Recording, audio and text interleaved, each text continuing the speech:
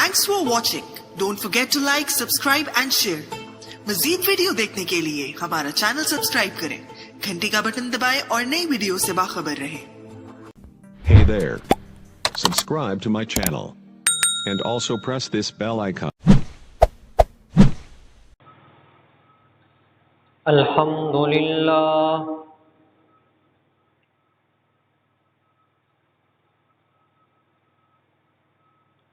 Alhamdulillahi wa kafa. Wassalatu wassalamu ala man la nabiyya ba'da.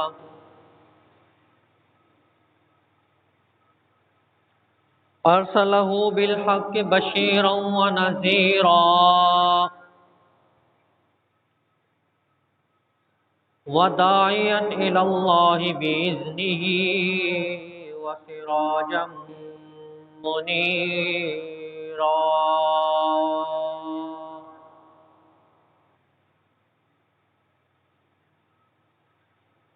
أما بعد فأعوذ بالله من الشيطان الرجيم. بسم الله الرحمن الرحيم.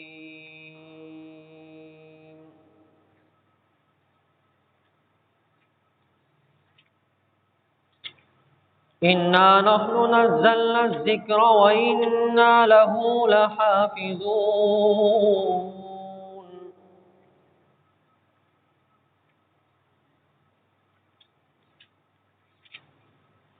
وقال الله تبارك وتعالى في مقام آخر: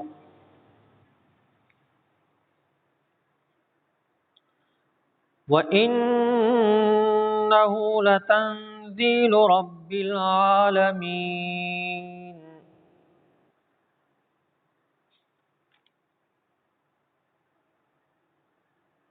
نزل به الروح الأمين على قلبك لتكون من المنذرين بلسان عربي مبين. وإنه لفي زبر الأولين. أولم يكن لهم آية أن يعلمه علماء بني إسرائيل.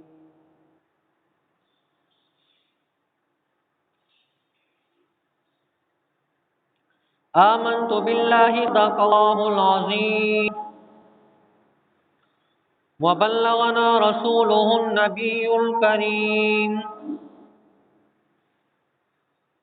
ونحن على ذلك لمن الشاهدين والشاكرين.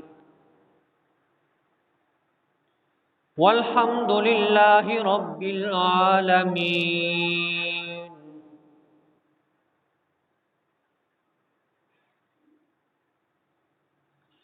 قابل صد احترام و تکریم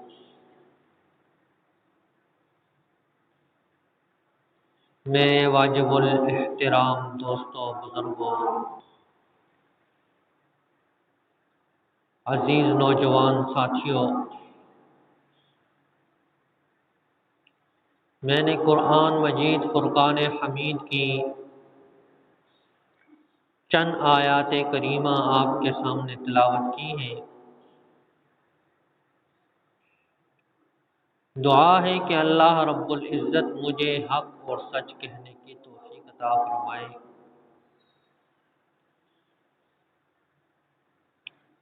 سننے اور سنانے کے بعد مجھ ناچیز کو اور آپ بزرگوں کو بھی عمل کرنے کی توفیق عطا فرمائے۔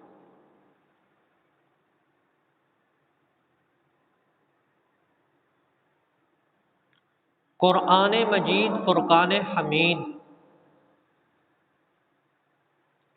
لا ریب اور بے عیب کتاب ہے۔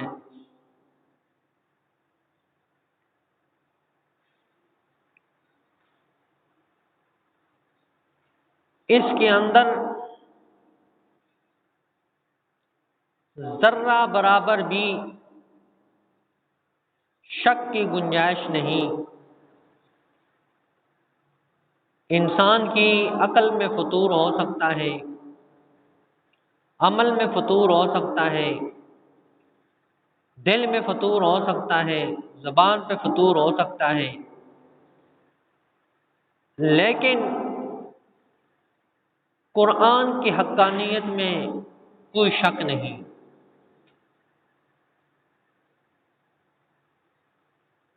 اور اللہ رب العزت نے پہلے ہی صفحے پر قرآن کے بارے میں فرمایا ذالک الکتاب لا ریب فیہ،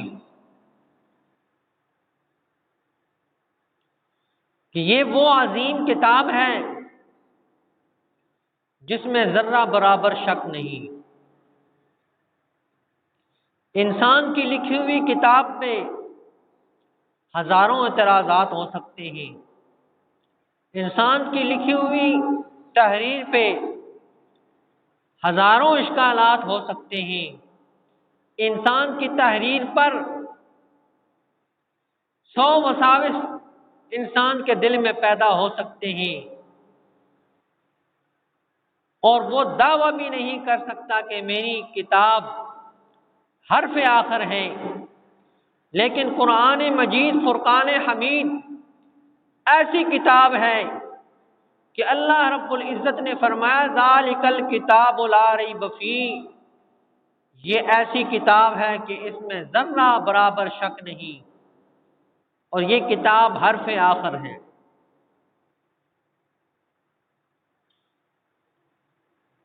قرآن کو مٹانے کے لیے مختلف ادوار میں کام کیا گیا، قرآن کی آواز کو دبانے کے لیے مختلف ہیلے بہانے کیے گئے، قرآن مجید فرقان حمید کی تلاوت کو بند کرنے کی کوشش کی، درس کو بند کرنے کی کوشش کی، اور قرآن مجید بیان کرنے کی مذمت کی گئی، لیکن پھر بھی قرآن مجید فرقان حمید آج پوری دنیا میں موجود ہے۔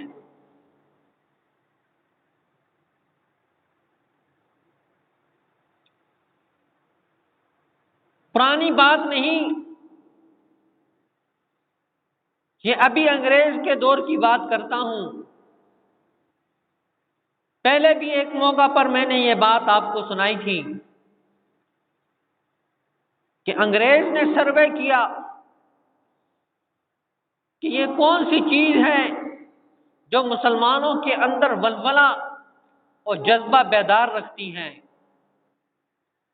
سروے کرنے کے بعد پتہ چلا کہ وہ قرآن مجید ہے۔ تو وہ جو گورنر تھا اس نے کہا قرآن مجید کا جو بھی نسخہ آپ کو ملے اس کو دریا میں ڈال دو۔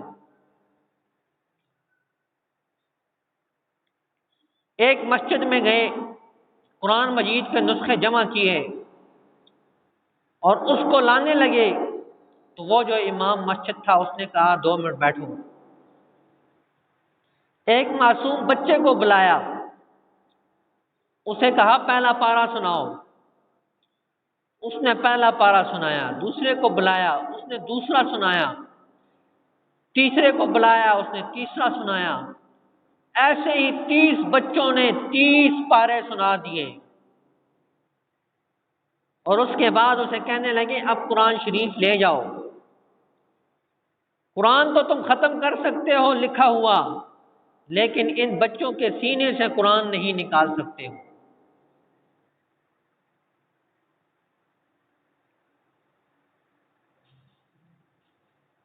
کئی واقعات ہمارے سامنے آ چکے ہیں، ہم دیکھ چکے ہیں، لیکن ہماری عقل اور ہماری سوچ درست نہیں ہو رہی۔ کہ ایسی لاجواب کتاب اس کو ہم نے کمر کے پیچھے رکھ دیا ہے۔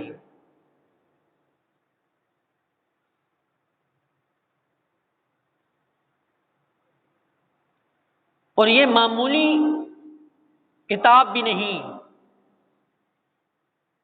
یہ بڑی عظمت والی کتاب ہے،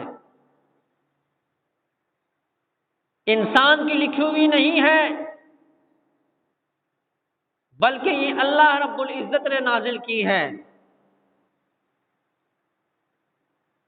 فرمایا وَإِنَّهُ لَتَنزِيلُ رَبِّ الْعَالَمِينَ،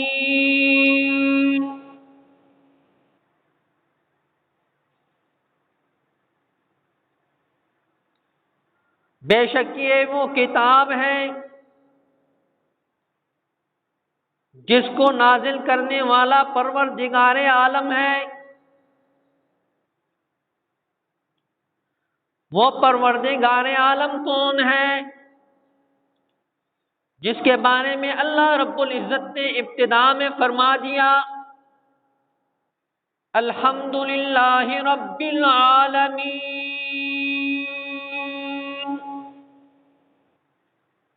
تمام تعریفیں اس اللہ رب العزت کے لیے ہیں جو تمام جہانوں کا پالنے والا ہے۔ یعنی اس عظمت والے رب نے اس قرآن کو نازل کیا ہے اور یہ اس کا کلام ہے۔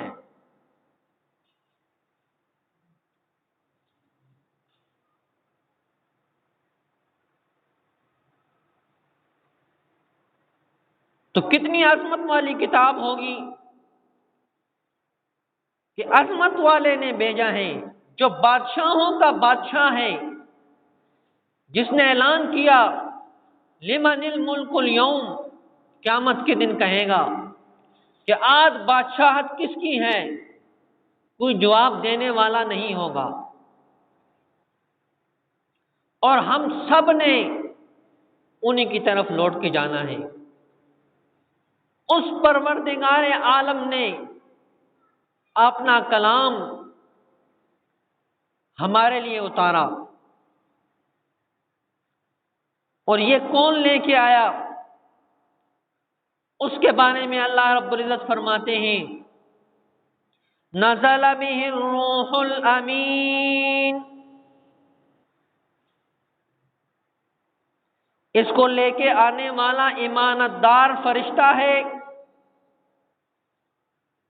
جبرائیل امین، اس قرآن مجید فرقان حمید کو لے کر آئے ہیں۔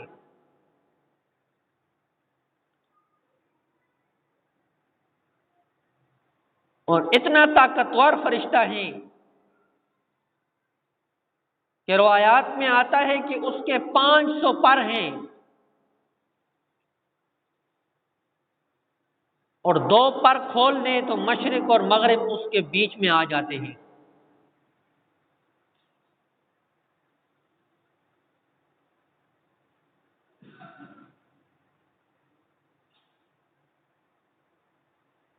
تو اس کا قد کتنا ہوگا؟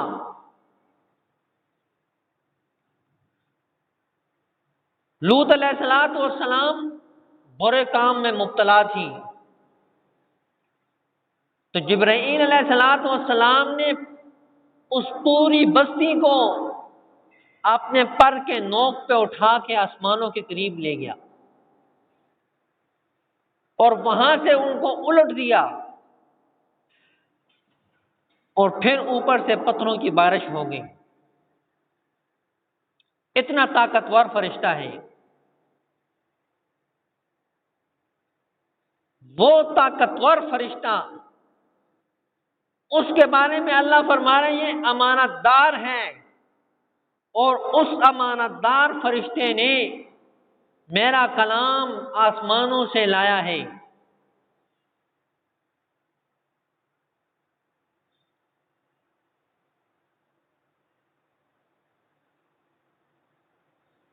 اور کہاں لے کر آیا ہے تو اس کا بھی اعلان فرما دیا علی قلبک لتکون من المنذرین، آپ صلی اللہ علیہ وسلم کے سینہ اطہر پہ اس کو نازل کیا گیا ہے، لتکون من المنذرین، تاکہ تو لوگوں کو ڈرا سکے،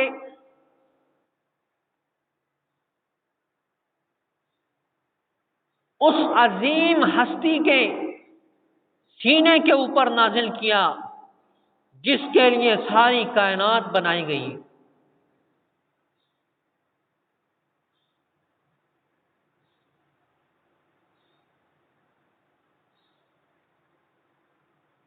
جو تمام انبیاء کا امام ہے،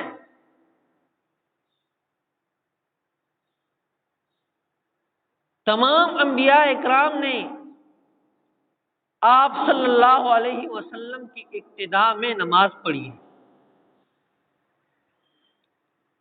ہمارے ایک عالم تھے،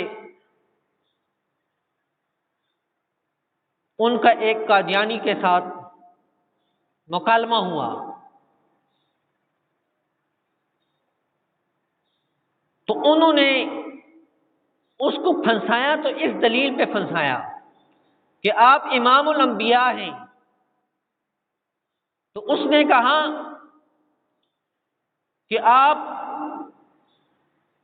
نبی کی تعریف کریں، تو اس عالم دین نے فرمایا کہ نبی وہ ہوتا ہے جس نے معراج میں آپ صلی اللہ علیہ وسلم کے پیچھے نماز پڑھی ہو، وہ انسان ہے جس نے امام الانبیاء کے پیچھے نماز پڑھی ہو، وہ نبی ہے۔ تو وہ کہنے لگا مولوی صاحب پھنس گئے ہو، وہاں تو جبرائیل علیہ السلام نے بھی تو نماز پڑھی ہے، تو آیا وہ بھی نبی ہو گیا؟ تو وہ فرماتے ہیں میں نے کہا تو سمجھا نہیں ہے، اور میں نے اسے کہا کہ تمہارے علاقے میں مینٹل اسپتال ہے؟ نے کہا مذاق کرتے ہو؟ کہا نہیں مذاق نہیں کرتا، ہاں یا نہ میں جواب دو۔ اس نے کہا ہاں، تو کہا آپ جا کر وہاں داخل ہو جائیں، میں نے تعریف کی ہے کہ وہ انسان جس نے امام الانبیاء کے پیچھے معراج میں نماز پڑھی ہے وہ نبی ہے۔ جبرائیل علیہ الصلوۃ والسلام تو فرشتے ہیں۔ تو کہا یہ تو تعریف نہ ہوئی، کہا چلو میں بدل دیتا ہوں کہ وہ انسان جس نے امام الانبیاء، وہ انسان جن کی امامت امام الانبیاء نے کرائی ہے وہ نبی ہے۔ اب یہاں وہ پھنس گیا، آگے اس سے بات نہ چل سکی، نہ تو قادیانی اس وقت پیدا ہوا تھا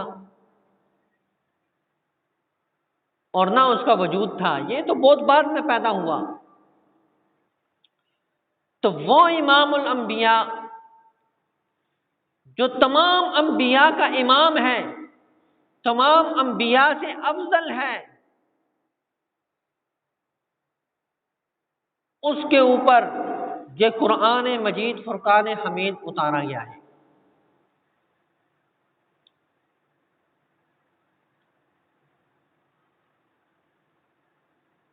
جس نبی کی عظمت اور رفعت اتنی بلند ہو،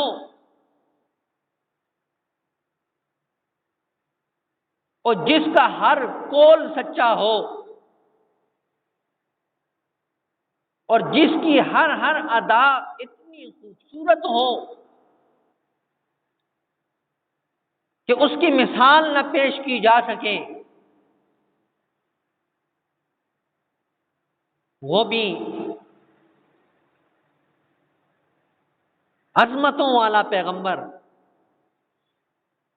ساری دنیا کے جتنے نبی آئے ہیں وہ جوان ہوئے، اس کے بعد تعریفیں شروع ہوئی، اس کے بعد ان کے تذکرے شروع ہوئے،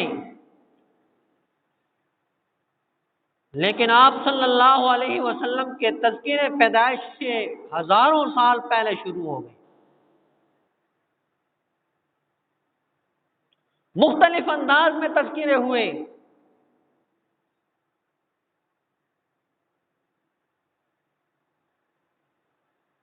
عبد المطلب، ابو طالب، عبد المطلب ایک دفعہ اپنے گھر میں آیا تو آپ کی والدہ محترمہ کے قریب سے گزرا، انہیں عجیب و غریب خوشبو آنی شروع ہو گئی، تو اس نے اپنی بیوی کو بلا کر کہا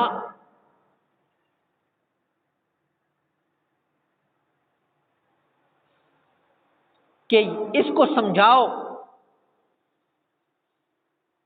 کہ یہ خوشبو لگا کے نہ پھیرا کرے۔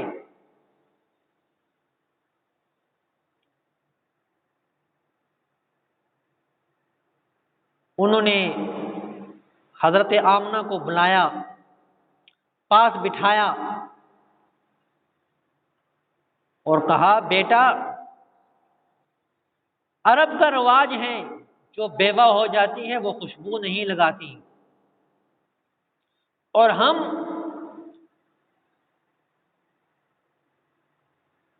بیت اللہ شریف کے متولی ہیں، ہمیں تو اور زیادہ احتیاط کرنی چاہیے۔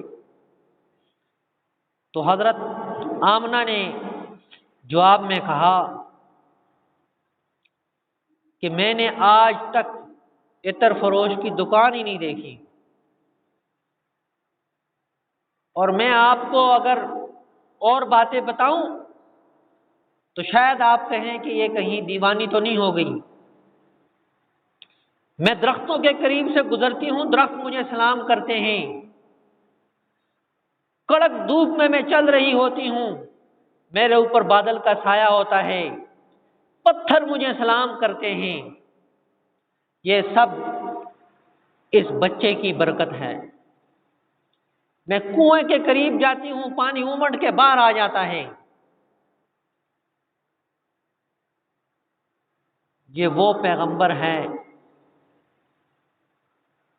جس کو آقا دو جہان رسول کریم صلی اللہ علیہ وسلم کہتے ہیں۔ تو اس عظیم ہستی پر اللہ رب العزت نے اس قرآن کو نازل کیا ہے۔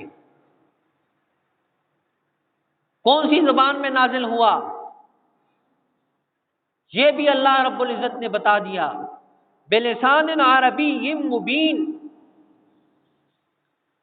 کہ صاف ستھری واضح عربی زبان میں نازل ہوا ہے۔ اور یہ بھی نہیں، ساتھ یہ بھی کہہ دیا وَإِنَّهُ لَفِي زُبُرِ الْأَوَّلِينَ، پچھلے نبیوں کے کتابوں میں اس قرآن مجید کا اور آقا دو جہان رسول کریم صلی اللہ علیہ وسلم کا تذکرہ موجود ہے۔ یہ بھی نہیں بلکہ صحابہ کا تذکرہ موجود ہے۔ یہ اتنی عظمت والی کتاب ہے، تو اتنی عظمت والی یہ کتاب ہے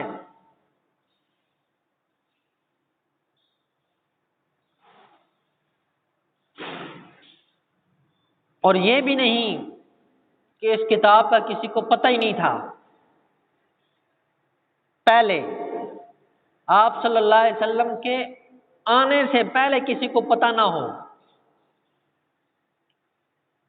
اللہ رب العزت فرماتے ہیں وَلَمْ يَكُنْ لَهُمْ آیَةً أَنْ يَعْلَمَهُ عُلَمَاءُ بَنِي اسرائیل، یہ بنی اسرائیل کو خطاب ہو رہا ہے کہ تمہارے لیے حقانیت کی یہ دلیل کافی نہیں کہ بنی اسرائیل کے علماء اس قرآن پاک کو جانتے ہیں۔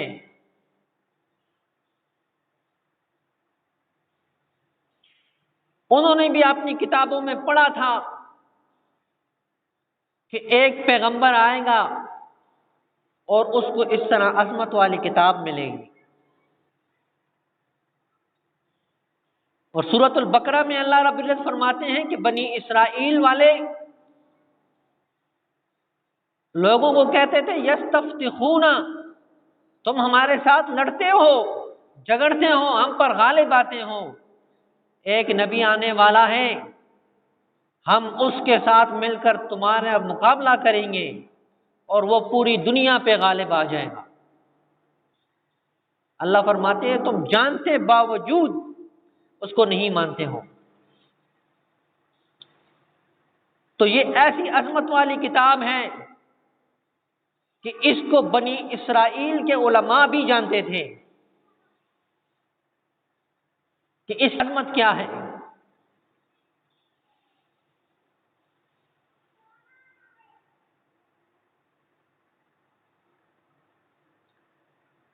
اور وجہ بھی بیان کر دی کہ اس کو ہم نے عربی میں کیوں نازل کیا ہے.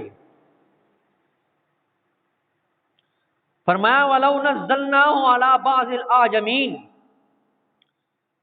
اگر ہم اس کو عجمی زبان پہ نازل کرتے، اردو میں نازل کر دیتے، پنجابی میں نازل کر دیتے، انگریزی میں نازل کر دیتے، پشتو میں نازل کر دیتے، یا کسی اور زبان میں نازل کرتے تو پھر کیا ہوتا؟ فَقَرَأَهُ عَلَيْهِمْ مَا كَانُوا بِهِ مُؤْمِنِينَ، تو پس اگر وہ ان کے سامنے تلاوت کرتے تو وہ اس کو برداشت نہ کر سکتے.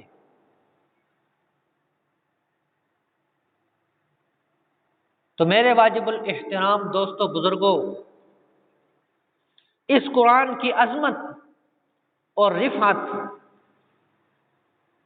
وہ یہ ہیں کہ اس کو اللہ رب العزت نے نازل کیا ہے.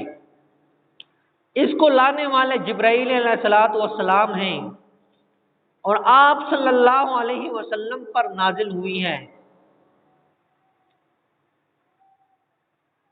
اور عربی زبان میں اس کو نازل کیا گیا ہے. اور آگے میں نے آپ کے سامنے پوری بات رکھ دی کہ اس کی حکمت کیا ہے کہ اس زبان میں کیوں نازل کیا.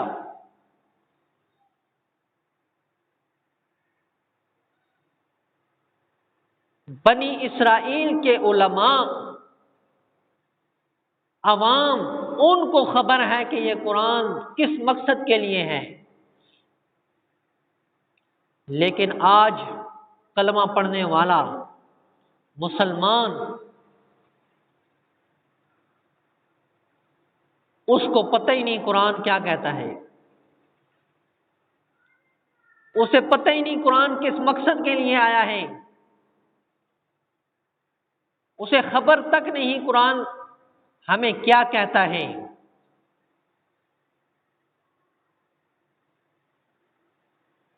اتنی ہماری غفلت ہے.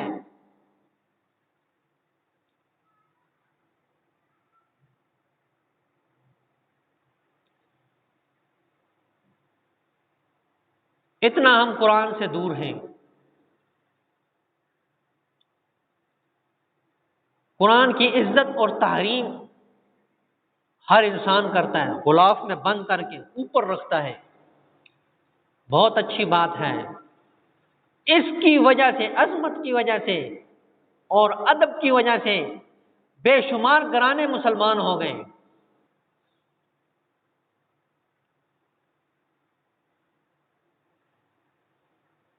مولانا بجلی گھر صاحب ایک بات کیا کرتے تھے کہ صرف قرآن پڑھنے سے کام نہیں آتا،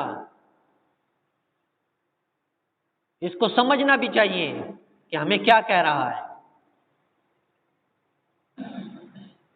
مستند علماء اکرام نے ہر زبان میں اس کا ترجمہ کر دیا ہے.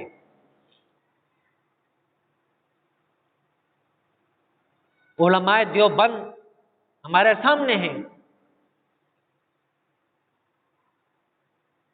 مولانا شاہ منصور صاحب رحمۃ اللہ علیہ قرآن کا تفسیر پڑھاتے تھے، اب ان کے بیٹے پڑھاتے ہیں.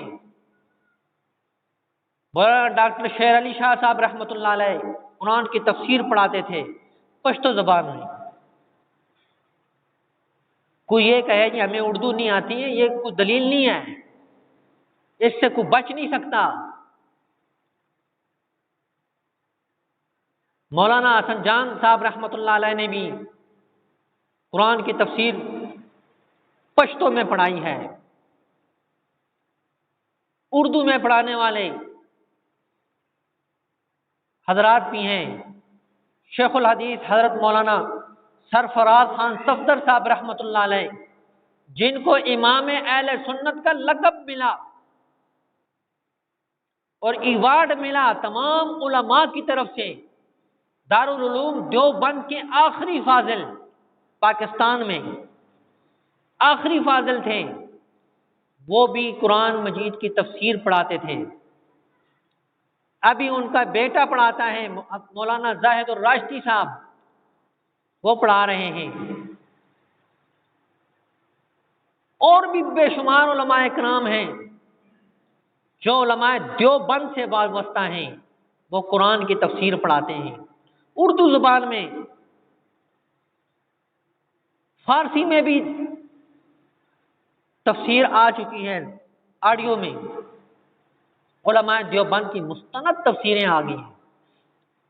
لیکن مسئلہ یہ ہے کہ ہم کوشش نہیں کرتے. ہمارے لیے ایک بات کافی ہے کہ علماء کا آپس میں اختلاف ہے. ایک کہتا ہے جی میری بات سنو، دوسرا کہتا ہے میری بات سنو، تیسرا کہتا ہے میری بات سنو. یہ سگریٹ آپ لیتے ہیں نا دکان سے، تو کتنے دکاندار آپ کو بلاتے ہیں جی ہمارے پاس آئیں، آپ کوالٹی دیکھتے ہیں جی، اس کے اوپر لکھا ہوتا ہے، خوب چیک کر کے لیتے ہیں سگریٹ لینے کے لیے. سگریٹ سے آپ کو نہیں سمجھ آئے گی، چلو میں نسوار سے بتا دیتا ہوں. نسوار لیتے ہو نا، دکان میں کہتے ہیں جی یہ نسوار دے دو، اس نمبر کی دے دو، اس کی اچھی ہے اس کی بری ہے، یہ آپ کو پتہ ہے. تو آپ کو عالم دین کا پتہ نہیں چلتا کون غلط ہے کون صحیح ہے.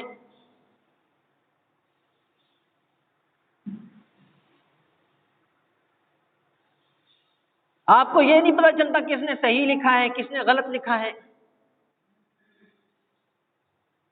جس کے ساتھ تمام علماء کرام کا اتفاق ہو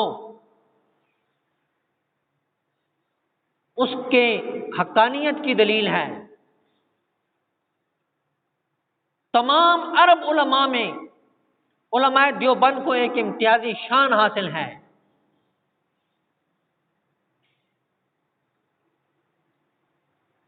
کنز المتواری شیخ الحدیث حضرت مولانا زکریا رحمۃ اللہ علیہ نے کتاب لکھی ہے بخاری شریف کی شرح عربی زبان میں.